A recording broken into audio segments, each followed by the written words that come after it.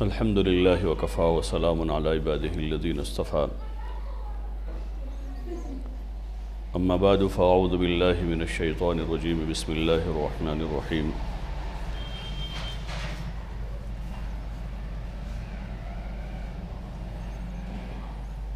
ألف لام ميم ذلك الكتاب لا ريب فيه هدى للمتقين الذين يؤمنون بالغيب ويقيمون الصلاة ومما رزقناهم ينفقون والذين يؤمنون بما أنزل إليك وما أنزل من قبلك وبالآخرة هم يوقنون أولئك على هدى من ربهم وأولئك هم المفلحون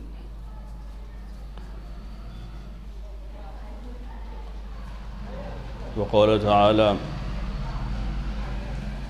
وقرن في بيوتكن ولا تبرجن تبرج الجاهلية الأولى وأقمنا الصلاة وآتينا الزكاة وأطيعنا الله ورسوله إنما يريد الله ليذهب عنكم الرجس أهل البيت ويطهركم تطهيرا واذكرن ما يتلى في بيوتكن من آيات الله والحكمة إن الله كان لطيفا خبيرا صدق اللہ العظیم۔ بھائی وہ لا کے یہاں بچھا دو نا، اس پر بیٹھ، نیچے میں بیٹھ، بہت ٹھنڈا ہے۔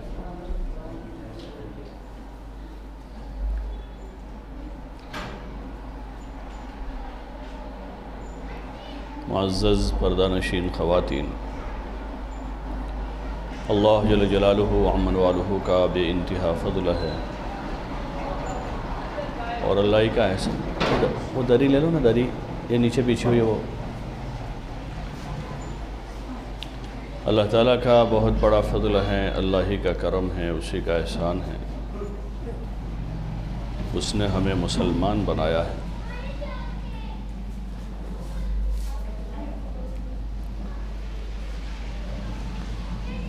اور اسلام یہ سب سے بڑی نعمت ہے۔ اسلام کے ذریعے سے ہی ہمیں اچھے برے کی تمیز ملی ہے، صحیح اور غلط کا پتہ چلا ہے، نیکی کیا ہے، گناہ کیا ہے، اس کا علم ہمیں جو ملا ہے وہ دین کے ذریعے سے ملا ہے۔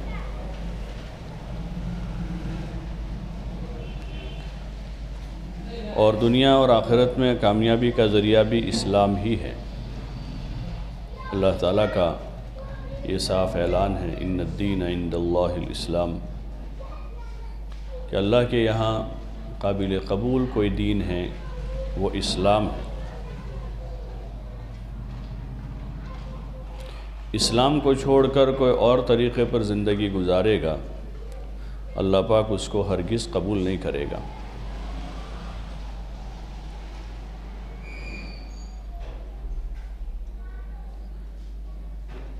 یہ اللہ تعالیٰ کا اعلان ہے۔ حضور علیہ السلام جو دین لے کر آئے ہیں، جو طریقہ لے کر آئے ہیں، اسی کو اسلام کہتے ہیں۔ اور اس میں اللہ تعالیٰ نے ہم سب کو زندگی گزارنے کی رہبری فرمائی ہے کہ زندگی کیسے گزاریں تاکہ دنیا اور آخرت دونوں جہان میں ہم کامیاب ہو جائیں،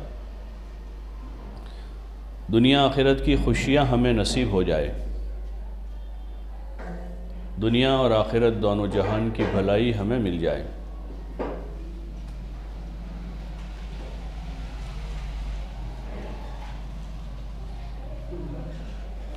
اس لیے ہمارے ذمے ہیں کہ سب سے پہلے تو ہم اس نعمت پر اللہ کا شکر ادا کریں،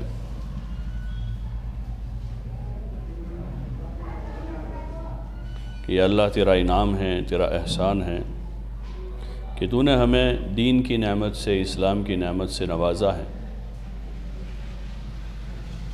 اور اپنی عملی زندگی دین پر لانے کی کوشش کریں، اس لیے کہ انسان کو اس کی سعی اور اس کا عمل کام دے گا۔ لیس للانسان الا ما سعی،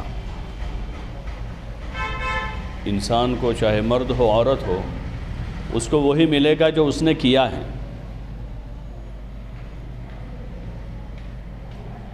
دو چیزیں بہت بنیادی ہیں. ایک انسان کی نیت، انما لکل امرئ ما نوی، انما لکل امرئ ما نوی، کہ آدمی کو اس کی نیت کے بقدر ملے گا، کہ جیسی نیت ہوگی. اچھا کام کیا ہے لیکن نیت بری ہے تو اس کا بدلہ اچھا نہیں ملے گا، کہ نیت ٹھیک نہیں ہے. اور دوسری چیز آدمی انسان کی کوشش ہے کہ جو کوشش ہے وہ ملے گی. من یعمل مثقال ذرۃ خیرا یرہ، کہ جو ذرہ برابر بھی خیر کا کام کرے گا اس کو اس کا بدلہ ضرور ملے گا. تو اس لیے ہمارے ذمہ ہیں کہ کوشش کریں کہ اپنی زندگی، عملی زندگی کو دین پر لانے کی فکر کرنی ہے. اور دین سیکھنے سے آتا ہے. روٹی بنانا، چاول بنانا، سالن پکانا، بریانی بنانا، جس نے سیکھا ہے اس کو آتا ہے. تو 15 سال کی بچی بھی روٹی بنا لیتی ہیں، سالن پکا لیتی ہیں، اس نے سیکھ لیا ہے. لیکن کسی ماں نے غفلت کی، سستی کی، اپنی بیٹی کو نہیں سکھایا. 20 سال کی ہو گئی لیکن اس کو روٹی بنانا نہیں آتا ہے. وہ سیکھنے کی چیز ہے. کپڑا سینا سیکھنا پڑتا ہے. جو بچیاں سینا سیکھ لیتی ہیں وہ سی لیتی ہیں، اور سینا نہیں سیکھا ہے تو وہ نہیں سی پائے گی. ایسے دین پر چلنا سیکھنا پڑتا ہے.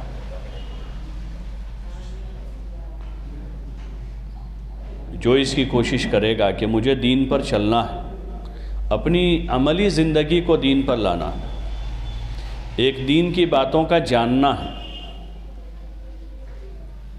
دین کی باتوں کا جاننا. ہم سب جانتے اللہ ایک ہیں، 5 نمازیں فرض ہیں، رمضان میں روزے فرض ہیں، جھوٹ بولنا حرام ہے، زکوٰۃ دینا فرض ہے، زنا کرنا حرام ہے، اس کی جانکاری ہے. لیکن جو اچھے کام ہم جانتے ہیں اس پر عمل کرنا سیکھا نہیں ہے تو وہ اچھا کام نہیں کر پائیں گے. اور جس برے کام کا ہمیں پتہ ہے کہ غلط ہے لیکن اس سے بچنا سیکھا نہیں تو اس سے نہیں بچ پاتے. اس لیے اپنی عملی زندگی میں دین لانا یہ سمجھداری کی بات ہے.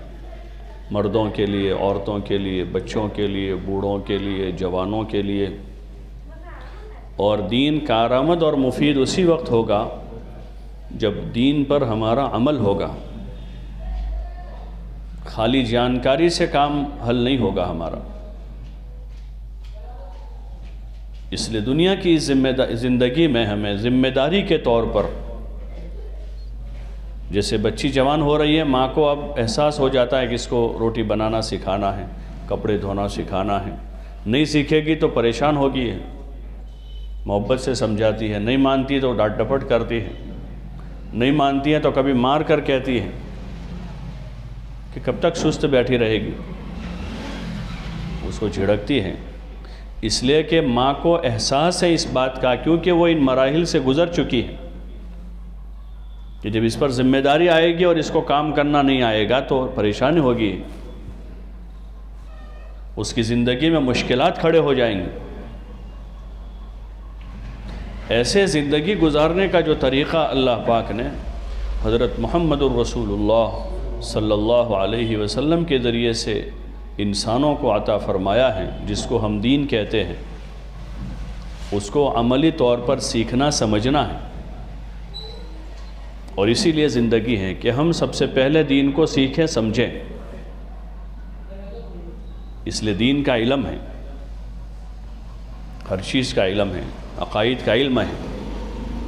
کتابیں ہیں بڑی بڑی عقائد کے علم میں، کہ دل کا رجحان کیسا ہو، دل میں یقین کیا ہو.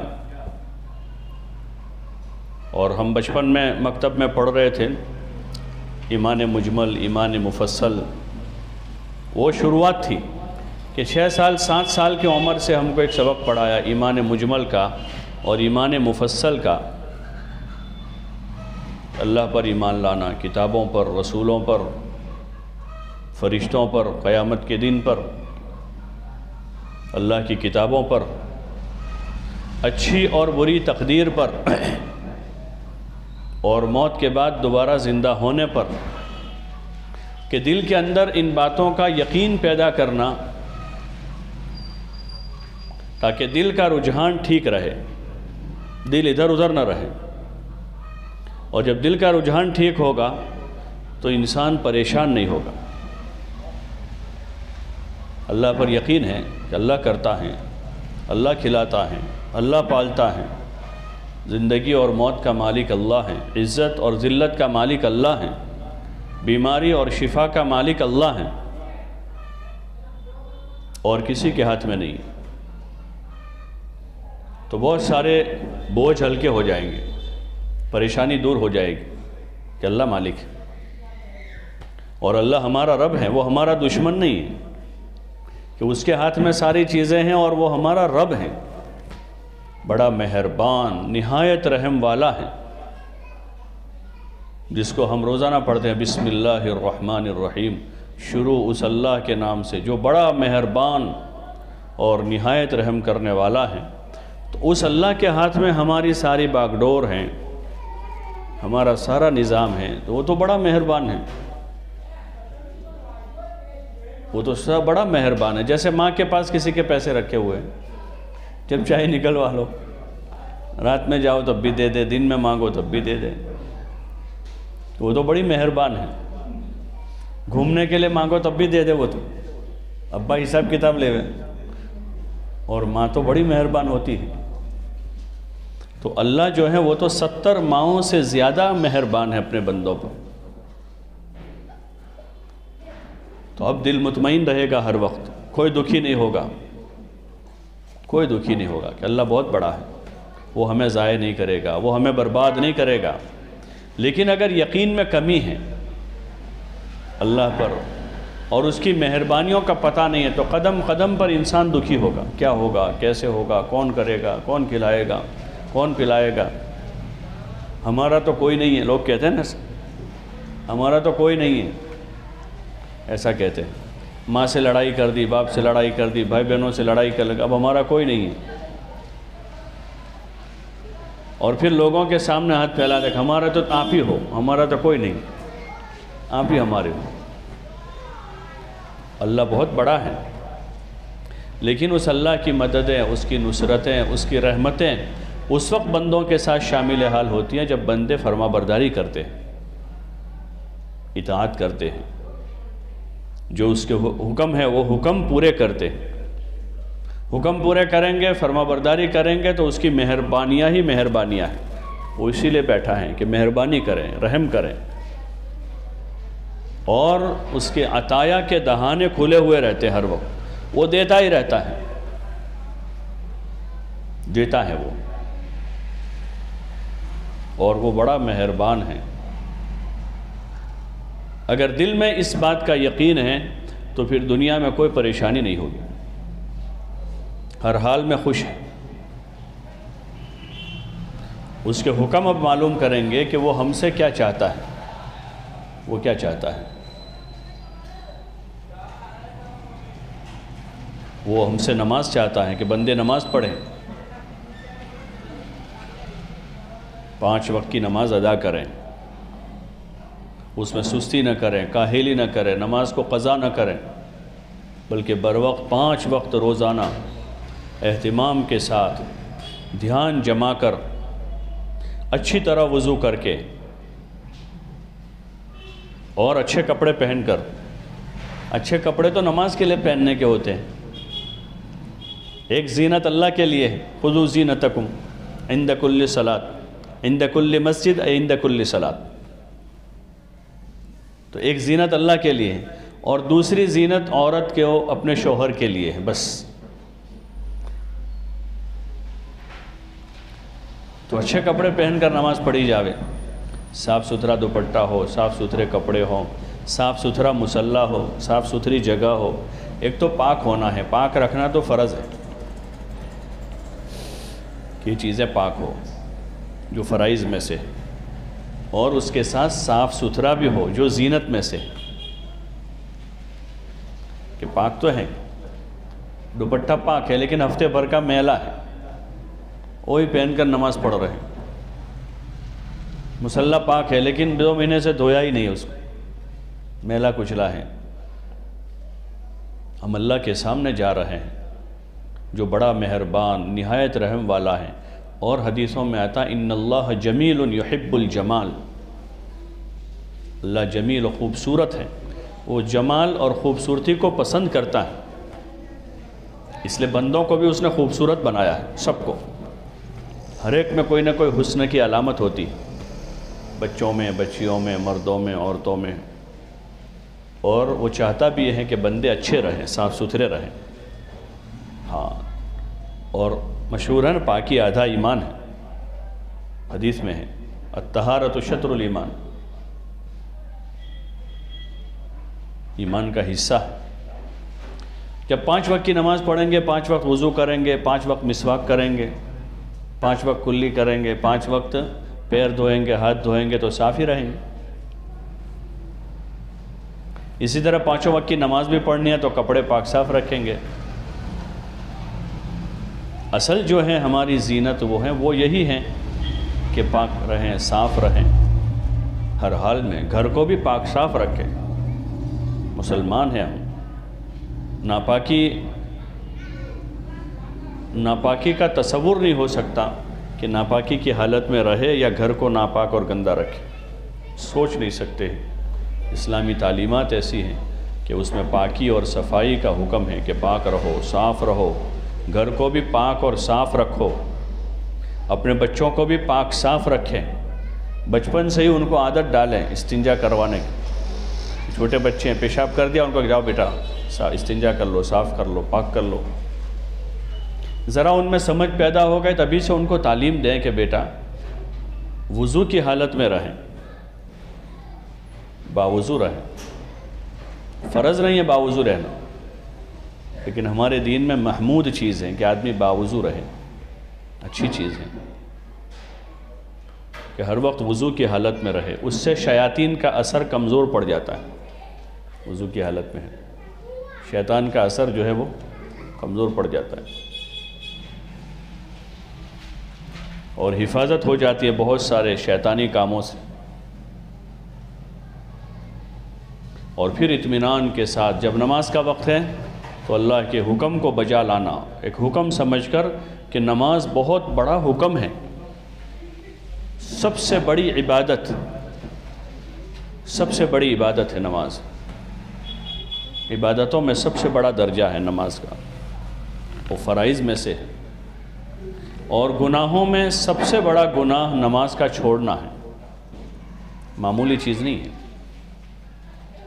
اکبر الکبائر جسے کہتے ہیں، سب سے بڑا گناہ، کبیرہ گناہ ہے نماز چھوڑ دینا۔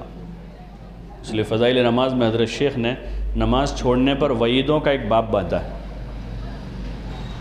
نماز کے چھوڑنے پر جو وعید ہے، اسی جگہ کہ میں چند جوانوں سے کہوں، ان لوگوں کے گھروں کو کہ جو بغیر عذر کے گھر میں پڑھ لیتے ہیں، چھوڑتے نہیں ہیں، مردوں کو مسجد میں باجماعت ادا کرنے کا حکم دیا، تو کہاں ایسے لوگوں کے گھروں کو جلا دو جا کر کہ جو بغیر عذر کے گھر میں پڑھ لیتے ہیں۔ اور چھوڑنے والوں کے بارے میں حضور صلی اللہ علیہ وسلم نے سخت وعید بیان فرمائی، کہا کہ جو جان بوجھ کر نماز چھوڑ دے وہ مذہب سے نکل جاتا ہے۔ ہاں، صحابہ کی ایک جماعت اور ائمہ میں سے تقریباً 3 اماموں کا یہ مذہب ہے۔ امام اعظم ہمارے امام ابو حنیفہ رحمۃ اللہ علیہ فرماتے ہیں کہ آدمی نکلے گا تو نہیں، لیکن بڑا کبیرہ گناہ ہے اس کا، اس کو جو ہے قید کر دیا جائے، کہ اتنا بڑا گناہ ہے یہ، اس لیے کوشش کریں ہم کہ نماز نہ چھوڑیں،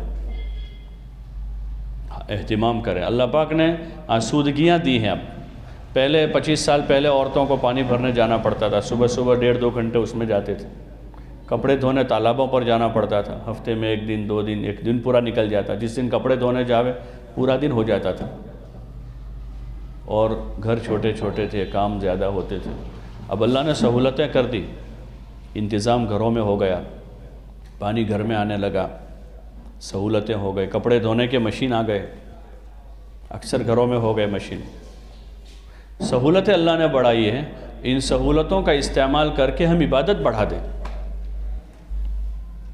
کہ عبادت ہم بڑھا دیں کہ چلو پہلے پانی بھرنے کے لیے فجر سے پہلے اٹھ کر جانا پڑتا تھا، اب سوئچ خالی دبانے کی ہے، موٹر چلانے کی ہے، تو سوئچ دبا کر اتنی دیر نماز میں لگا دیں، قرآن پڑھیں، ذکر کریں، دعا مانگیں، تسبیح پڑھیں، استغفار کریں۔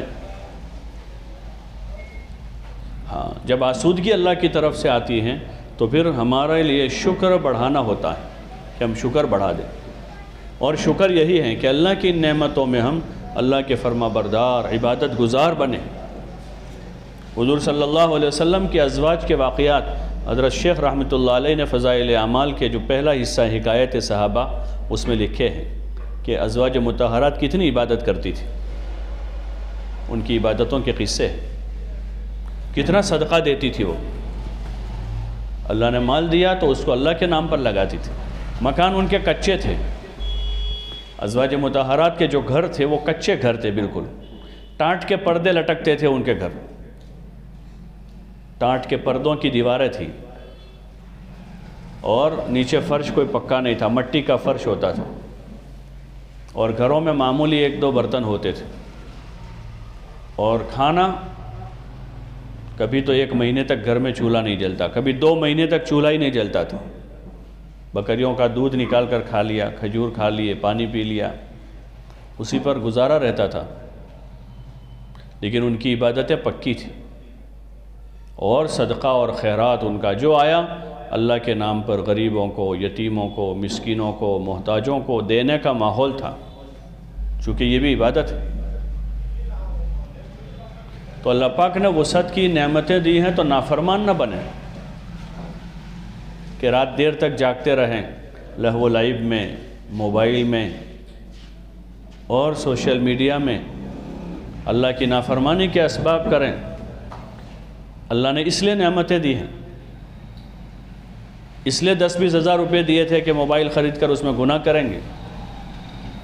اللہ نے اس لیے گھر میں پانی کا کنیکشن دے دیا کہ اب 2 گھنٹے پانی بھرنے کے جو بچ رہے ہیں اس میں غیبتیں کریں گے، تیری میری کریں گے۔ یہ تو نعمتوں پر ناشکری ہے، نعمتوں پر یہ ناشکری ہے، اور ناشکری میں خدا نعمتیں چھین لیتا ہے۔ ان شکرتم لازیدنکم، کہ تم شکر کرو گے تو ہم تمہاری نعمتوں میں اضافہ کریں گے، اور اگر تم نے ناشکری کی تو ہمارا عذاب بڑا سخت ہے۔ اللہ ان نعمتوں کا نفع اٹھا لے گا، پھر ہاں اس کا نفع اڑ جائے گا۔ اس لیے شکر گزار بنیں، اللہ کا شکر کریں، جو اللہ نے دیا ہے اس میں اس کو یاد کریں، اپنے سے نیچے والوں کو دیکھیں، جس کا کچا گھر ہے وہ ان کو دیکھے کہ جن کے پاس گھر بھی نہیں ہے، کرائے کے گھر میں رہ رہے ہیں، جن کے پاس چھوٹا گھر ہے وہ اپنے سے چھوٹے گھر والوں کو دیکھے کہ وہ تو بیچارے 1 کمرے میں رہتے ہیں، ہمارے پاس 2 کمرے ہیں، تو خدا کا شکر ادا ہوگا، اور ماں باپ کا اور شوہر کا بھی شکر ادا کرنے کی توفیق ہوگی۔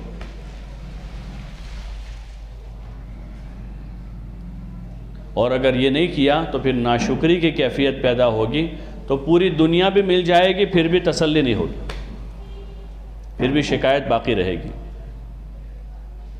اس لیے ان نعمتوں میں شکر گزار بنیں، نمازوں کی خوب پابندی کریں، نماز کا وقت ہو، اذان ہو جاوے، اب خود اپنی نماز کی تیاری کریں، اپنے بچوں کو نماز کے لیے آمادہ کریں، اپنے گھر کے جوان لڑکوں کو، شوہر کو، بھائی کو، ان کو نماز کے لیے بھیجیں، ان کو یاد دلاویں۔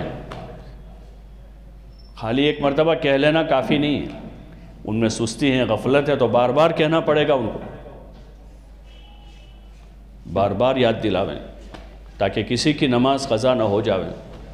نماز قضا کرنا بھی بہت بڑا جرم ہے، حدیثوں میں آتا ہے کسی نے 1 نماز جان بوجھ کر قضا کر دی تو اس کو 2,88,00,000 برس جہنم میں جلنا ہوگا۔ اللہ ہم سب کی حفاظت فرمائے۔ اب ہم سوچیں کہ ہمارے جوان بچے کیا کر رہے ہیں، جوان بچیاں عصر سے لے کر عشاء تک محلے کے چوراہوں پر اور اپنے گھر کے آنگنوں میں، یا 2-3-4 سہیلیاں مل کر گھوم رہی ہیں، پھر رہی ہیں، کسی کی شادی ہے، کسی کی منگنی ہے، اس کے لوازمات ایک ایک مہینہ پہلے، دو دو مہینے پہلے اماؤں کو پتہ ہے، ماؤں کو کہ بیٹی کہاں جا رہی ہے، اس کی ظہر، عصر، مغرب، عشاء، فجر کہاں ہو رہی ہے۔ یہ سارے اللہ کی نعمتوں میں ناشکری ہیں، پھر عذاب اترتا ہے، اور وہ عذاب سب سے پہلے دلوں پر اترتا ہے۔ جب نافرمانیاں ہوتی ہیں، حکم عدولیاں ہوتی ہیں، اللہ کو ناراض کیا جاتا ہے، تو پھر اللہ کا عذاب جو ہے وہ دلوں پر اترتا ہے کہ دلوں کا سکون خدا چھین لیتا ہے۔ گھر باقی ہیں، مال باقی ہیں، پیسے باقی ہیں، کپڑے باقی ہیں، سب ہیں، لیکن دل کا سکون چھن گیا۔ شادی کے بعد ہفتے میں ہی جھگڑے شروع ہو گئے، لڑائیاں شروع ہو گئی، تیری میری گالم گلوچ ہو رہی ہے، بیوی شوہر کو گالیاں دے رہی، شوہر بیوی کو گالی دے رہا ہے، اور ماں باپ بھی پریشان ہیں، ساس سسر بھی یہاں پریشان ہیں۔ یہ اللہ کا عذاب ایک قسم کا، وہ ان نافرمانیوں کا نتیجہ ہیں، شادیوں میں، منگنیوں میں جو نافرمانیاں کی ہیں، جو اللہ کو ناراض کیا ہے، یہ اس کے نتائج ہیں۔ اور یہ بھی چوکنا کرنے کے لیے ہے کہ رجوع کر لیں، توبہ کر لیں، اپنی بھول سے معافی مانگ لیں اللہ کے سامنے، بندوں کے سامنے۔ بندوں کی بھولیں ہوئی بندوں سے مانگیں معافی، اللہ کی بھولیں کی ہیں اللہ سے معافی مانگ لیں۔ وَلَنُذِيقَنَّهُمْ مِنَ الْعَذَابِ الْأَدْنَى دُونَ الْعَذَابِ الْأَكْبَرِ لَعَلَّهُمْ يَرْجِعُونَ کہ ہم ان کو ضرور بھی ضرور چھوٹے چھوٹے جھٹکے چکھاتے رہیں گے، دون العذاب الاکبر، قیامت کے بڑے جھٹکے سے پہلے چھوٹی چھوٹی مصیبتیں، پریشانیاں، آفتیں آتی رہے گی تاکہ یہ توبہ کر لیں۔ تو وہ اترتا ہے دلوں پر، وہ ایک عذاب ہوتا ہے کہ اندر سے چین چھن گیا، محبتیں خدا نے نکال لی۔ شادی سے پہلے تو بڑی ہدیے یہاں سے وہاں جا رہے تھے، اور تحفے وہاں سے یہاں آ رہے تھے، کاجو، بادام اور پستے اور پتہ نہیں کیا کیا آ رہا تھا، کپڑے آ رہے تھے، جوتے آ رہے تھے، اور اب شادی کے بعد جوتے کھا رہے ہیں۔ ابھی تو 10 دن نہیں گزرے ہیں، 20 دن نہیں گزرے ہیں، مہینہ نہیں گزرا ہے۔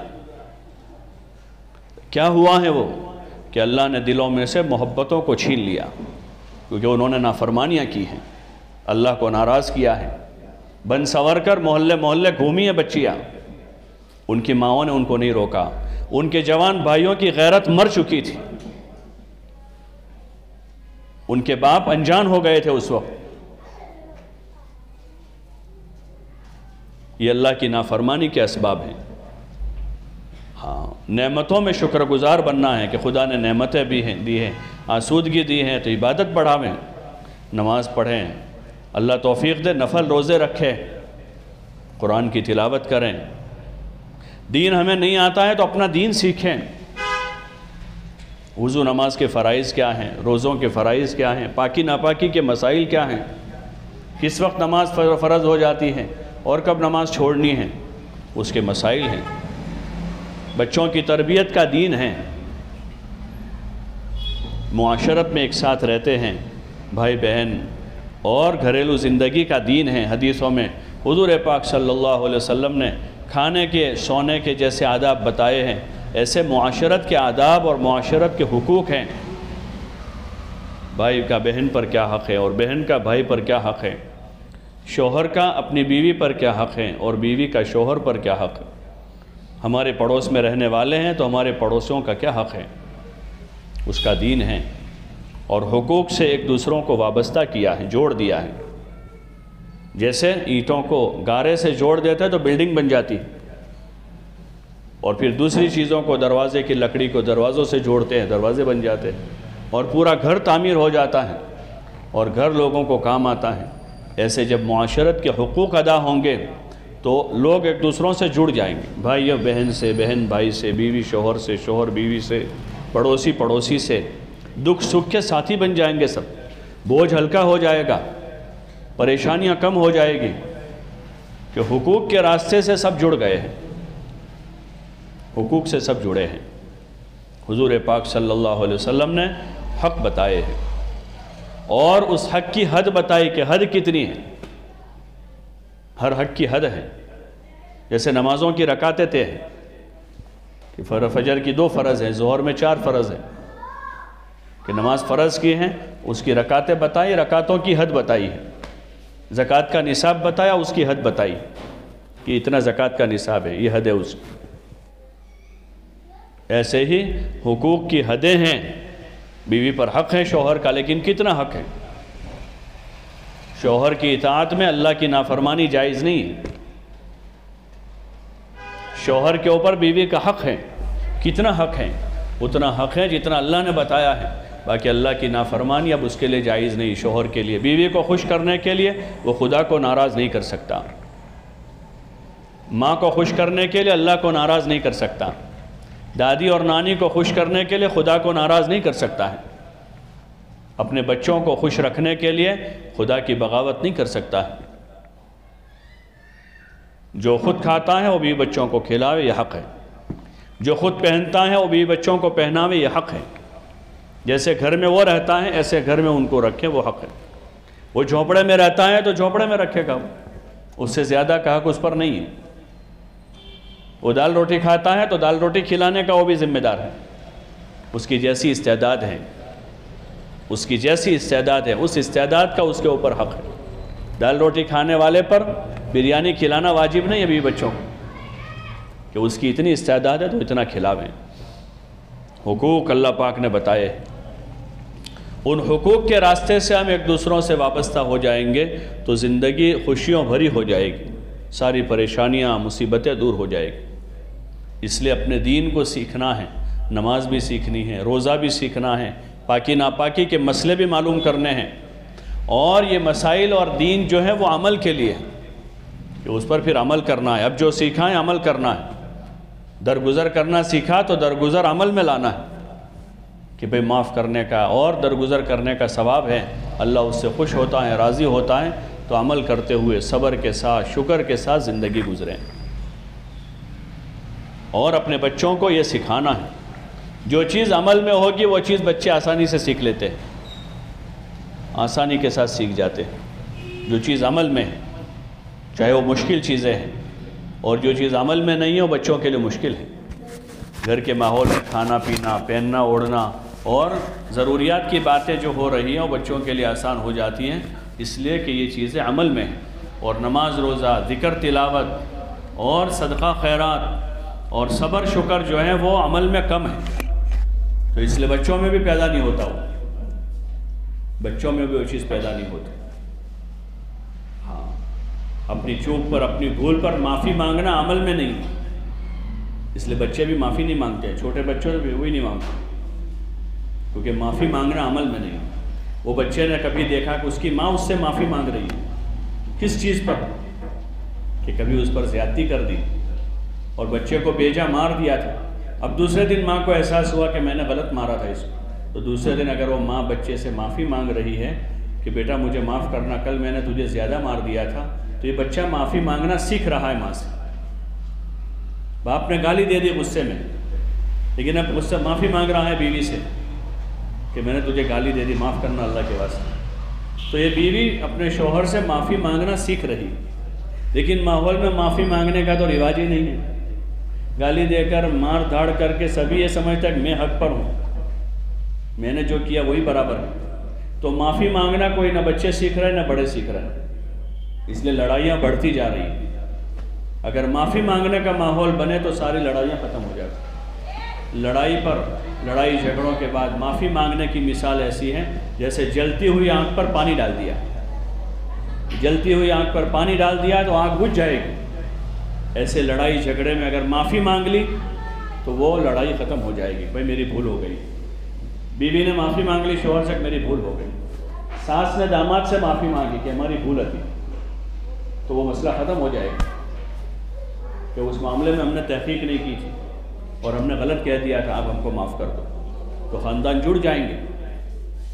ہاں، کہ ہم اپنی غلطیوں کو دیکھیں کہ ہم کہاں بھول کھا رہے ہیں، کہاں بھول کر رہے ہیں، تو پھر معافی مانگنے کا عادت ہوگی. اور جب معافی مانگنے کی عادت ہوگی تو لڑائیاں ختم ہو جائیں گی، جھگڑے ختم ہو جائیں گے، زندگی خوشگوار ہو جائے گی، جو اصل زندگی ہے. اس لیے ہم اپنے دین کو سیکھیں، دین کا علم لیں، اپنے بچوں کو سکھاویں، اور گھر کے ماحول میں ایک فضا بنانی ہے 5 وقت نماز کی، صبح شام اللہ کے ذکر کی، صبح شام قرآن شریف کی تلاوت کرنے کی۔ حدیثوں میں فضائل ہیں کہ فجر کی نماز کے بعد طلوع آفتاب تک اپنی جگہ بیٹھ کر جس نے 2 رکعت نماز پڑھی اس کو مقبول حج اور عمرے کا ثواب ہے۔ لوگ بہت عمرے کے لیے بڑی تمنا امیدیں کرتے ہیں، قرضے لے کر عمرے میں جاتے ہیں، قرضے کر کے جاتے ہیں، حالانکہ وہ نفل عمل واجب نہیں ہے۔ عمرہ کرنا فرض ہے نہ واجب ہے، ایک نفل عمل ہے، لیکن رواج میں آیا ہے عمرہ۔ ایک بہن گئی، وہ مالدار تھی، تو دوسری غریب بہن بھی کہ میں بھی جاؤں، اب اس کے بعد پیسے نہیں ہیں تو قرضہ کرتی ہے، وہ دوسری بس پیسہ نہیں ہے تو قرضہ کر رہی ہے۔ نفل عمل ہے جس کو اللہ نے وسعت دی ہے تو اجر کی چیز ہے، ثواب کی چیز ہے۔ دیگر حقوق کے ساتھ ساتھ اگر نفل عبادتوں کی آدمی کو عادت ہے، نماز نفل پڑھنے کی، نفل روزے رکھنے کی، نفل عمرہ کرے، عبادت کی عبادت ہے، اس پر اجر ملے گا، لیکن وہ رواج نہیں ہے۔ تو پھر لوگ عمرے کے لیے ایک نفل عمل کرنے کے لیے بہت سارے فرض چھوڑتے ہیں، ٹولے کے ٹولے جاتے ہیں اسٹیشن پر، اور جتنی لڑکیاں بغیر پردے کے جا رہی ہیں وہ پردہ جو فرض ہے فرض چھوڑ کے جا رہی ہیں، ان کے اوپر تو پردہ فرض ہے۔ احمد آباد جا رہے ہیں 25-50 لوگ چھوڑنے کے لیے، اور ان کی نمازیں قضا ہو جاتی ہیں، بلکہ بہت سو کی نمازیں چھوٹ جاتی ہیں۔ تو پھر ایسا نفل عمل کیوں کرے، ایسا نفل کام کیوں کرے جس سے فرائض چھوٹ رہے ہو؟ یہ عقل مندی نہیں ہے، یہ سمجھداری نہیں ہے۔ اور پھر حج عمرے کے نام پر بہت سے رواجات چالو ہو گئے، رسم و رواج ہے کہ بھئی عمروں دے رہا ہے تو ان کی دعوت ہو رہی ہے، ان کو ہدیہ دے رہا ہے، وہ ہدیہ نہیں جو سنت ہے، رسم والا ہدیہ ہے۔ تو چونکہ جہالت ہے، یہ ساری جہالت ہے، اور جہالت کے ساتھ کوئی عمل قبول نہیں ہے۔ حضور علیہ السلام علم کی روشنی لے کر آئے ہیں، آپ علم لائے ہیں، طریقہ لائے ہیں، اس میں رسم و رواج کی کوئی جگہ نہیں ہے۔ حضور کا طریقہ ہے یا سامنے رسم و رواج ہے؟ ایک طرف حضور کا طریقہ ہے، حضور سے محبت کرنے والے حضور کا طریقہ اختیار کریں گے، اور نفس و شیطان کے جو بندے بندیاں ہیں وہ رواج اختیار کریں گے۔ ہم تو اللہ کے رسول سے محبت کرنے والے ہیں، اللہ کے رسول کا طریقہ اختیار کریں گے اپنی معاشرت میں، اپنی عبادت میں، اپنی شادی میں۔ حضور صلی اللہ علیہ وسلم کی شادی میں سادگی ہے، آپ نے 11 نکاح کیے تقریباً، اپنی 4 بیٹیوں کے نکاح کروائے، صحابہ کے نکاح آپ کے سامنے ہوئے، سارے نکاحوں میں سادگی ٹپکتی، اس کی جو بنیادی وصف نظر آئے اس میں سادگی، اور آپ نے فرمایا حدیث پاک میں اعظم النکاح برکتاً ایسرہ مؤونتاً، کہ سب سے زیادہ برکت والا نکاح وہ ہے جس میں خرچہ سب سے کم ہو، کم سے کم خرچے والا نکاح برکت والا ہے۔ اپنی معاشرتی زندگی میں جہاں شادی بیاہ ہیں اور گھریلو زندگی ہیں اس میں ہمیں سادگی لانا ہے۔ ہاں، جب سادگی آئے گی تو اللہ کی رحمتیں اترے گی۔ سادگی حضور کے گھر کا طریقہ ہے، سادگی ہوگی اس میں حیا ہوگی، اور جہاں فیشن پرستی آئے گی بے حیائی ساتھ میں آئے گی اس میں، اور اس پر اللہ کی لعنت ہے، حدیثوں میں لعنت ہے بے حیا لوگوں پر، بے حیا مردوں پر، بے حیا عورتوں پر۔ اس لیے اپنے نکاحوں کو اور اپنے منگنیوں کو اور اس طرح ملنے جلنے کے جو ہمارے آپس کے معاملات ہیں اس میں سادگی لانا ہے، سادگی لاوے اس میں، تاکہ رواجوں سے بچ جاوے، اور جتنا سادہ ہوگا اتنا سنت سے قریب ہوگا۔ سادگی کے ساتھ اس کو انجام دیں، اور جو پیسہ اللہ نے دیا ہے اس کو اپنی ضروریات میں استعمال کریں، اپنی ضروریات میں استعمال کریں، چاہتوں پر نہ لگا، اور مزید دیا ہے تو دوسروں کی ضرورتوں میں استعمال کرے۔ اس پیسہ اس کے لیے نہیں ہے کہ اللہ نے دیا ہے تو اس کو رسم و رواج میں اور خواہشوں پر لگا، یہ طریقہ نہیں ہے۔ شادی بیاہ کے موقعوں کی جو ضروریات ہے وہ پوری کر لیں، باقی خام خواہ کے گھروں مکانوں پر فرنیچروں پر مال لگانا ایک غلط رواج ہمارے معاشرے میں رائج ہو رہا فرنیچر کا، جہاں تصور بھی نہیں تھا، 2 پلاسٹک کی کرسیوں سے کام چل جاتا تھا. بھئی 2 لکڑے کی بسا لے کرسی اگر زیادہ مضبوط کرنی ہے. باقی یہ کوئی عقل مندی نہیں ہے، یہ عقل مندی نہیں کہ زائد ضرورت سے زائد مہنگے مہنگے فرنیچر، اور وہ بھی لڑکی والے بنا کر دے رہے ہیں، لڑکی والے بنا کر. یہ تو ایک قسم کا جہیز ہے جس کی پوری دنیا جس پر لعنت کر رہی ہے. جہاں جہاں یہ رائج ہیں وہ لوگ، وہ کتنی بڑی مصیبت میں، انہی سے جا کر پوچھو کہ ان کی بچیوں کی شادیاں نہیں ہو رہی وہ جہیز کی وجہ سے. جماعتیں جاتی ہیں یو پی، بہار، بنگال، آسام، اڑیسہ، وہ آپ کے گھروں کے بھی مرد جاتے ہیں، ان سے ذرا پوچھو اس سلسلے میں کہ جہاں یہ جہیز کا رواج پڑ گیا اب وہاں لڑکیاں گھر بیٹھی، کیونکہ جہیز اب لاکھوں میں چلا گیا. پہلے ہزاروں میں تھا وہ، بلکہ بعض جگہ کروڑوں پر چلا گیا. وہ ایک بچی کو رخصت کرنا ہو تو 50، 60 لاکھ، 80 لاکھ روپے چاہیے. ہمارے ماحول میں ایک سادہ نظام تھا، 1000 کی مہر ہوتی تھی، لڑکی والے 2-4 جوڑی کپڑے لڑکے کو دے دیتے تھے، اور لڑکی کے رشتہ دار کوئی کوکر، کوئی برتن، کوئی کرسی لا کر دے دیتے تھے، اور وہ لڑکی جو ہے رخصت ہو جاتی تھی. 5-25 ہزار روپے خرچہ ہوتا تھا. اب اللہ نے پیسہ دیا ہے تو اس لیے دیا ہے کہ نئے نئے رواج شروع کریں اور اللہ کے عذاب کو دعوت دیں. اللہ نے اگر مال دیا ہے تو وہ مال جو ہے حلال راستوں پر لگاویں. ہماری اولاد ہیں، ماں باپ اولاد پر خرچ کر رہے ہیں، ان کو حق ہے، لیکن نئے رواج نکالنے کا حق کسی کو نہیں. سنت کے مقابلے میں اس کا کسی کو حق نہیں ہے. اگر آپ کو اپنے بچوں کو دینا ہے، ان کو زمین کا کوئی ٹکڑا دلا دو، بھئی آدھا پلاٹ دلا دیا تو آگے جا کر ان کو کام رہا. فرنیچر تو 2 سال میں پرانا ہو جائے گا، اور جو چیزیں آپ نے دلائی ہیں ان کو، وہ تو 2-4 سال میں وہ تو ردی ہو جائے گی، بھنگار ہو جائے گی. وہ تو ان کو کوئی ایسی چیز دلا دے جو مستقبل میں ان کو کام لگ سکے. اگر اللہ نے دیا ہے تو اس لیے نہیں دیا ہے کہ اس سے نئے نئے رواج شروع کر کے قوم میں فساد برپا کریں اور آسان چیزوں کو مشکل بنا دیں ہم مل کر. اس لیے گزارش ہے کہ اپنی نکاحوں کو، شادیوں کو سادہ کریں. ہاں، دکھاوا نہ کریں. جہاں دکھاوا آئے گا پھر یہ ساری چیزیں آئے گی. اور اگر اللہ کے لیے کر رہے ہیں کہ بچی ہمارے پاس امانت ہے اللہ کی، اللہ نے حکم دیا اس کی پرورش کا، اس کی پرورش کے ساتھ اس کی اچھی تعلیم کا حکم دیا تھا، اور اس کے بعد اس کے نکاح کرانے کا حکم دیا تھا. تو بیچ میں تعلیم کا مسئلہ تو نکل گیا پورا کہ اس بچی کو ہمیں حیا سکھانی تھی، اس کو شرم سکھانی تھی، اس کو ایمان سکھانا تھا، اس کو اخلاق سکھانے تھے، اس کو ماں باپ اور چھوٹوں بڑوں کی تمیز سکھانی تھی، اس کو شوہر کے حق سکھانے تھے. یہ تو پورا چیپٹر ہی ہم بھول گئے. اور ہر ایک کہتا ہے کہ بیٹی تو اللہ کی رحمت ہے اور اس کو ہم رخصت کر رہے ہیں. بیٹی کی شادی ہیں، بیٹیوں پر خرچ نہیں کریں تو کس پر کریں گے؟ بیچ کا پورا سبق بھولے ہیں. ذرا وہ سبق یاد کر لیں کہ اس بیٹی کو حیا سکھانا ماں کے ذمہ تھا، اس کے باپ کے ذمہ تھا. اس بیٹی کو دین سکھانا، اس کو اخلاق سکھانا یہ ماں باپ کے ذمہ تھا. اگر یہ بیٹی نے دین سیکھ لیا تو کبھی دکھی نہیں ہوگی انشاءاللہ. وہ فقیر کے گھر میں بھی دکھی نہیں ہوگی. اور اگر اس بیٹی نے دین نہیں سیکھا ہے، اس نے اخلاق نہیں سیکھا ہے، تو آپ اس کو کروڑ روپے کا جہیز دے دو، یہ بیٹی کبھی سکھی نہیں رہ سکتی. ہے تو عمر ابن عبدالعزیز نے اپنے سالے سے یہی کہا تھا. وہ اتنے بڑے آدمی تھے، انہوں نے یعنی بادشاہ نائب بنے تھے، بادشاہ بنے تھے وہ، اور ان کی بیوی جو تھی حضرت فاطمہ وہ بادشاہ کی بیٹی تھی، اور ان کے بھائی بھی بادشاہ تھے، بادشاہوں کی بہن تھی وہ. لیکن ایسی سادہ زندگی گزار کر مثال پیش کی امت کی عورتوں کے لیے کہ زندگی جو ہے وہ ضائع برباد کرنے کے لیے نہیں ہے، خواہشہ پوری کرنے کے لیے نہیں ہے، زندگی اللہ کا حکم پورا کرنے کے لیے ہے. اپنی بچیوں کی بہترین تربیت کی اور اپنے اولاد کی بہترین تربیت کی.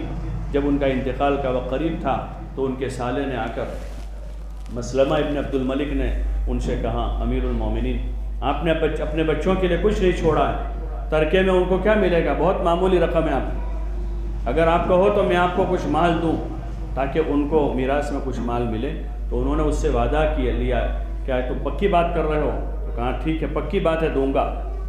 اس پر انہوں نے کہا کہ بھائی وہ مال تو تم ان لوگوں کو دے دو جن سے تمہارے باپ دادا نے ظلماً وصول کیا تھا، اور میں نے تو میرے بچیوں کو تقوی سکھایا ہے، ان کو میں نے تقوی سکھایا ہے، علم پڑھایا ہے، اور اللہ متقی لوگوں کا والی ہے، وَهُوَ يَتَوَلَّى الصَّالِحِينَ، نیک اور پرہیزگاروں کا والی اللہ ہے۔ اپنی بچی کو تقوی سکھا دیں، اس کو نیک بنا دیں۔ پھر اللہ نے استعداد آپ کو دی ہے، اگر آپ کچھ دینا چاہ رہے ہیں تو کیوں لکڑے پر اور لوہے پر اور پلاسٹک پر اپنا مال خرچ کریں؟ اس کو ایک ٹکڑا زمین کا دلا دو، یا کوئی ایسی چیز اس کو دے دو جو آگے جا کر اس کو کام لگے۔ یہ تو صرف شو کرنے کے علاوہ کچھ نہیں ہے کہ ہم نے 2 لاکھ کا فرنیچر دیا ہے اور پھر وہ فرنیچر سب کو دکھایا جا رہا ہے، وہ کپڑے دکھائے جا رہے ہیں، اور وہ چیزیں کپڑے کی ہیں یا اس طرح کی پلاسٹک کی چیزیں ہیں جو آج نہیں کل پرانی اور ردی ہو جائے گی۔ یہ سارا دکھاوا ہے، اس دکھاوے پر کوئی اجر نہیں ہوگا، اس دکھاوے سے محبتیں نہیں بڑھے گی، کیونکہ اللہ کے لیے نہیں ہو رہا ہے۔ چاہے ہم ہدیہ کہہ رہے ہیں اس کو، لیکن یہ ہدیہ نہیں، یہ دکھاوا ہے۔ ایسے دکھاووں سے محبتیں نہیں بڑھتی، بلکہ اور لڑائیاں اور دشمنیاں زیادہ ہو جائے گی۔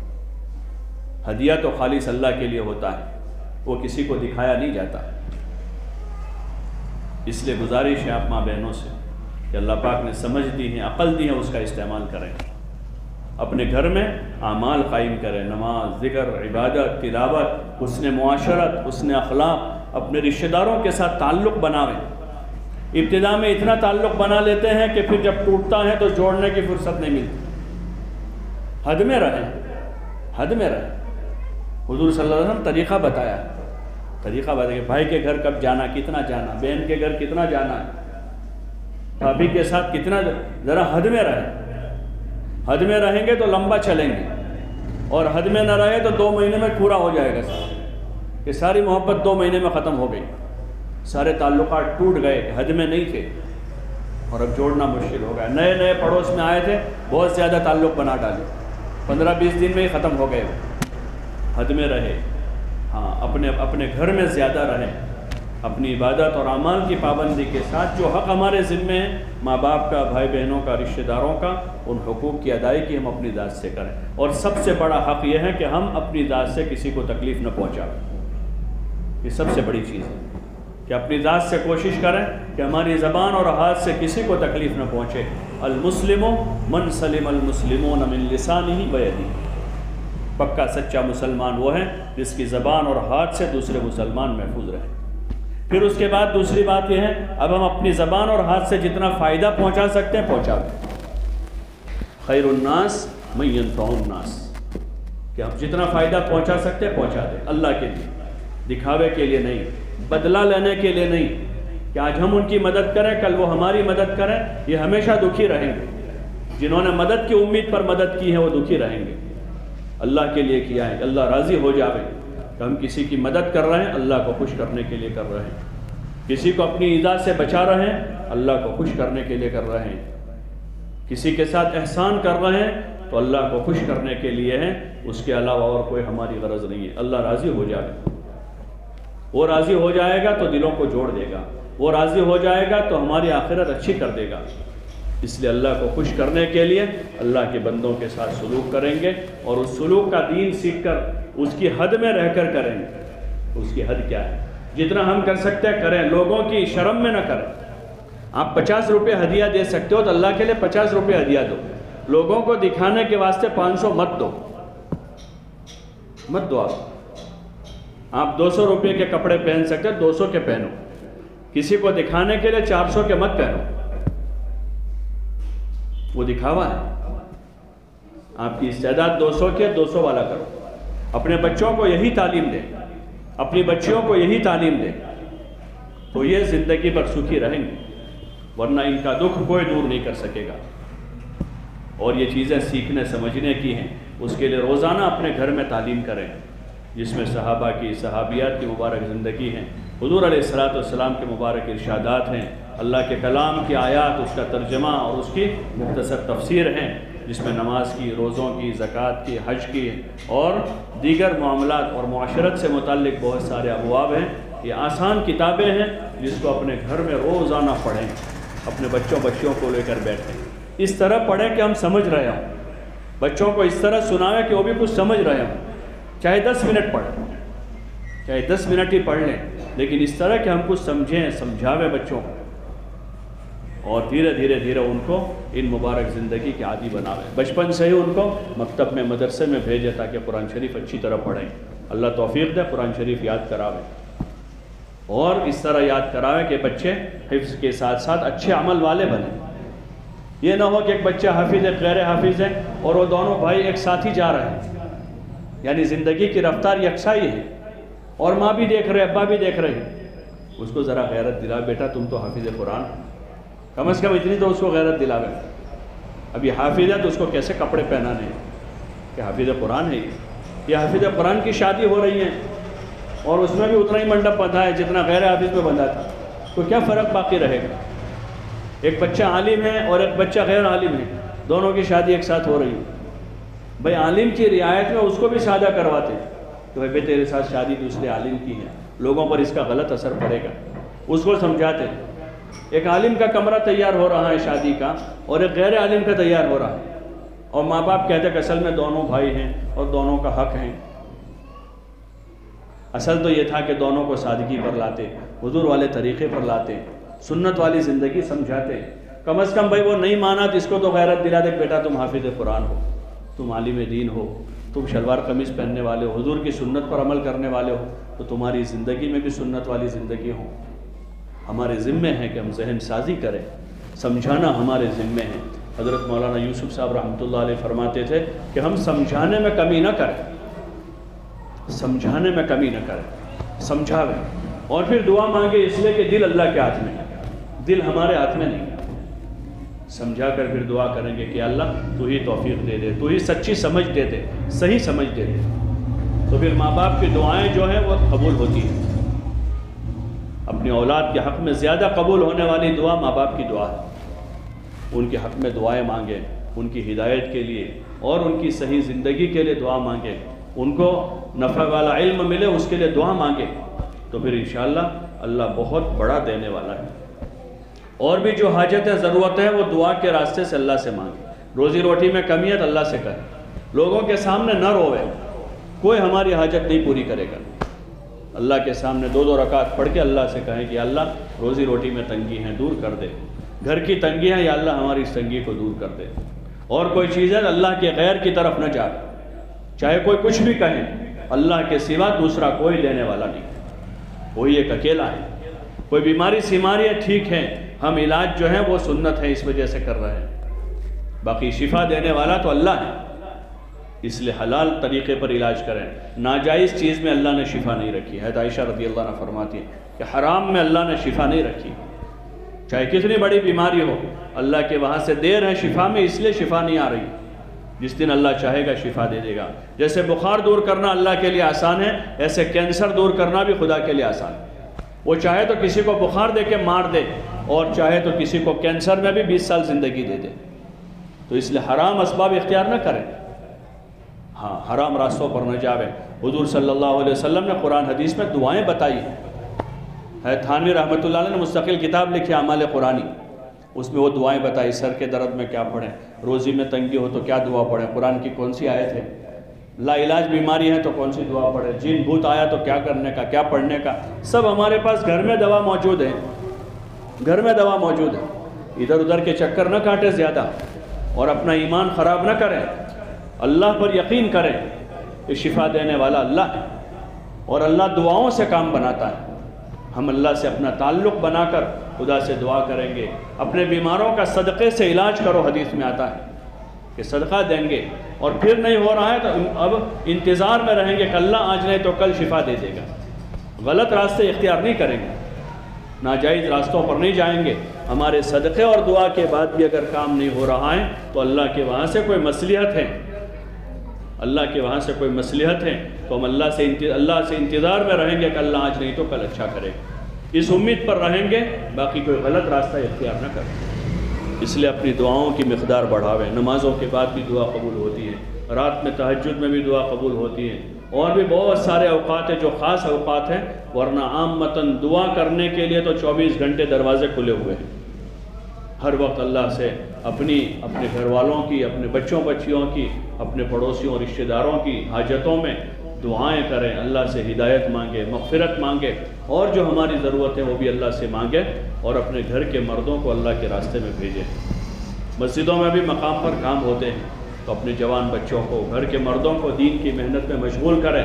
وہ دین کے کام میں لگیں گے تو اور زیادہ اللہ کی رحمتیں اترے گی، ان کی زندگیوں میں دین آئے گا، اور دنیا میں وہ دین زندہ ہونے کا ذریعہ بنے گا۔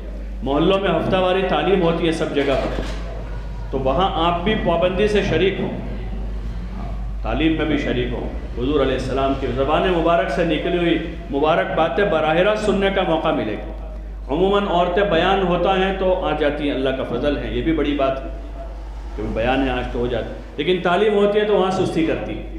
حالانکہ تعلیم میں تو سیدھے حدیث سنائی جاتی ہے، حدیث کے الفاظ سنائے جاتے سیدھے، اور اس کا ترجمہ یعنی حدیث کے الفاظ ہیں جو حضور صلی اللہ علیہ وسلم کی زبان مبارک سے نکلے، وہی کلمات ہیں، وہی کلمات ہیں، پھر اس کا مفہوم، اس کی تشریح، ترجمہ وغیرہ ہوتا ہے، تو وہ اور زیادہ مؤثر ہیں ہمارے حق میں سننے کے لیے کہ جو حضور کی بات، کلام پاک کی بات ہے۔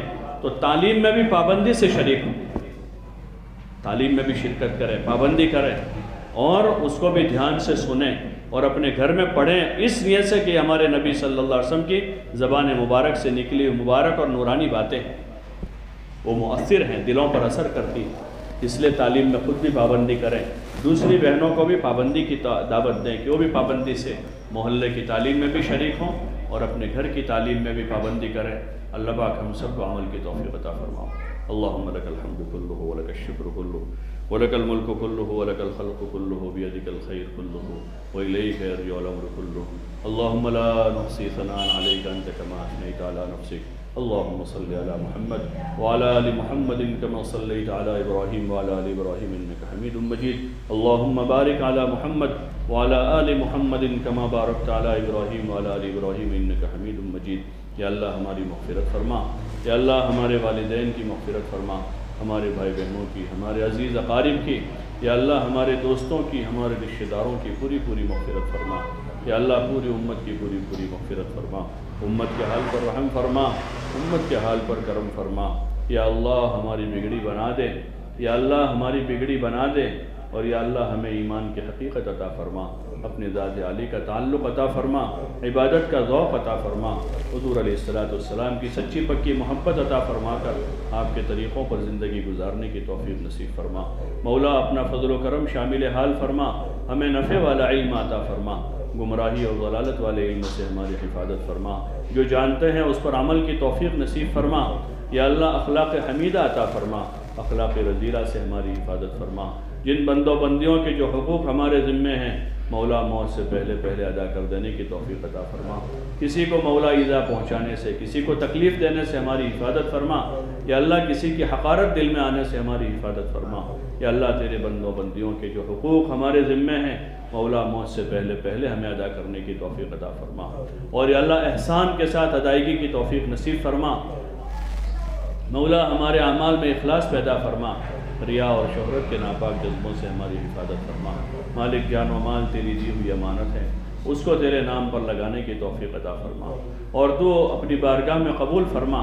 یا اللہ ہماری زندگیوں میں یا اللہ حیا پیدا فرما، یا اللہ ہماری زندگیوں میں حضور والی مبارک طریقوں کو زندہ فرما، ہمارے گھر میں حضور کی مبارک سنتوں کو زندہ فرما۔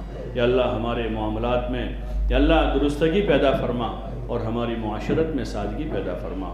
حیا والی مبارک زندگی ہم سب کو اور ہماری تمام بیٹیوں بہنوں کو نصیب فرما۔ یا اللہ ہماری تمام بیٹیوں بہنوں کو یا اللہ حیا والی پاکیزہ زندگی عطا فرما، گناہوں کی نفرت ہمارے اور ان کے دلوں میں پیدا فرما۔ یا اللہ گناہوں کی اور خواہشات کی نفرت ہمارے دلوں میں پیدا فرما۔ یا اللہ سنت والی زندگی کا اتباع کرنے کے ہمیں توفیق نصیب فرما۔ یا اللہ تمام قسم کے حرام سے ہماری حفاظت فرما، حرام دیکھنے سے، حرام سننے سے، حرام کھانے پینے سے، حرام چیزوں کو پہننے اوڑھنے سے یا اللہ ہماری پوری حفاظت فرما۔ یا اللہ حلال کی رغبت پیدا فرما، حلال کی رغبت پیدا فرما کر حلال اور پاکیزہ روزیاں ہمیں نصیب فرما، برکت والی روزیاں نصیب فرما۔ یا اللہ اپنا فضل و کرم شامل حال فرما، ہم میں جو بیمار ہیں انہیں شفاء کاملہ عاجلہ مستمرہ دائمہ نصیب فرما، مقروضین کے قرضوں کا انتظام فرما، بے گھروں کو گھر نصیب فرما، بے اولادوں کو نیک صالح اولاد عطا فرما، پریشان حالوں کی پریشانیوں کو دور فرما مولا، پریشان حالوں کی پریشانیوں کو دور فرما، پورے عالم میں امن و امان کی فضائیں قائم فرما۔ تیرے جتنے بندے بندیاں مولا دین کی خدمتوں میں کوششوں میں لگے ہوئے ہیں، سب کی محنتوں کوششوں کو بارآور فرما، عالمگیر ہدایت کا ذریعہ فرما۔ یا اللہ جتنے طلباء طالبات یا اللہ علم حاصل کر رہے ہیں، سب کو نفع والا علم عطا فرما، گمراہی اور ضلالت والے علم سے ہماری اور ان کی سب کی حفاظت فرما۔ موت سے پہلے ماں بعد موت کی تیاری کی توفیق عطا فرما، شدت حساب سے ہماری حفاظت فرما۔ یا اللہ موت کے وقت کلمہ ہم سب کی زبانوں پر جاری فرما۔ یا اللہ کلمے والی موت، تیرے راستے کی موت نصیب فرما۔ قبر کے عذاب سے، جہنم کے عذاب سے ہماری حفاظت فرما، آخرت کی منزلیں ہمارے لیے آسان فرما۔ یا اللہ جہنم کے عذاب سے ہماری حفاظت فرما۔ حضور علیہ السلام کے مبارک ہاتھوں یا اللہ ہم سب کو جامع کوثر نصیب فرما، اور اپنے فضل و کرم سے ہم سب کو فردوس اعلیٰ میں ٹھکانہ نصیب فرما۔ صلی اللہ وسلم علی النبی الکریم وعلی آلہ وصحبہ اجمعین برحمتک۔